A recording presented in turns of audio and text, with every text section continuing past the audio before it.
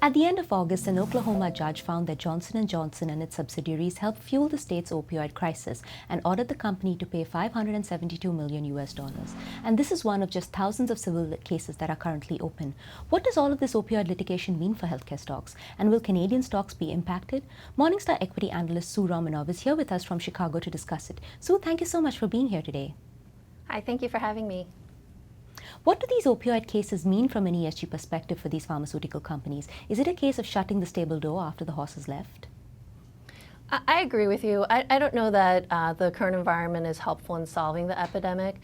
If you kind of look at the current federal case that's occurring in Ohio, I'd say the lion's share of the dollars being discussed will be in manufacturing more opioid drugs. So we're talking about 9 of the $10 billion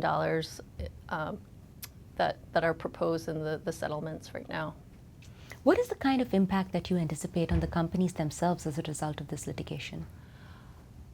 Longer term, I don't know that there will be a big impact, mostly because many of these cases will be settled before then.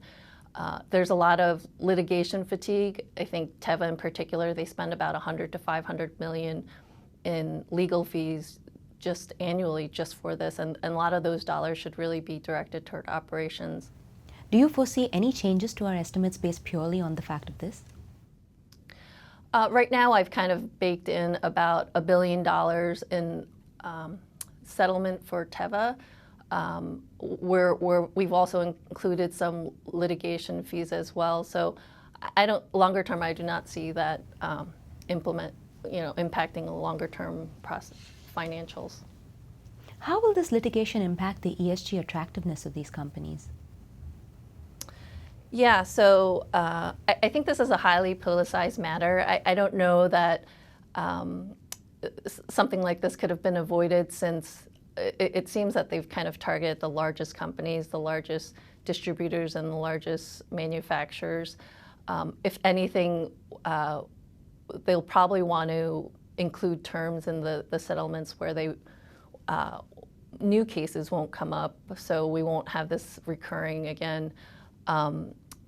Specifically for the distributors, they'll probably have to look at their technology and make sure that they can monitor large flux of volume and report those actively to the DEA. Manufacturers, they'll probably have to look at longer term impacts of the drugs that they manufacture.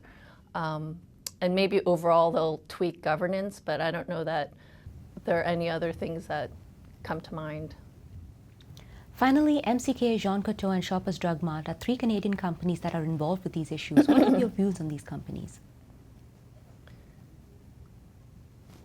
You know, I think, interestingly enough, I think this litigation's really been targeted to companies in the US or more US-based operations, because culturally we're so different. Maybe it has something to do with the multiple payers, but I don't know that any of this will be kind of migrating to Canada anytime soon. Thanks so much for being here today, Sue. All right, thank you. For Morningstar, I'm Ruth Saldana.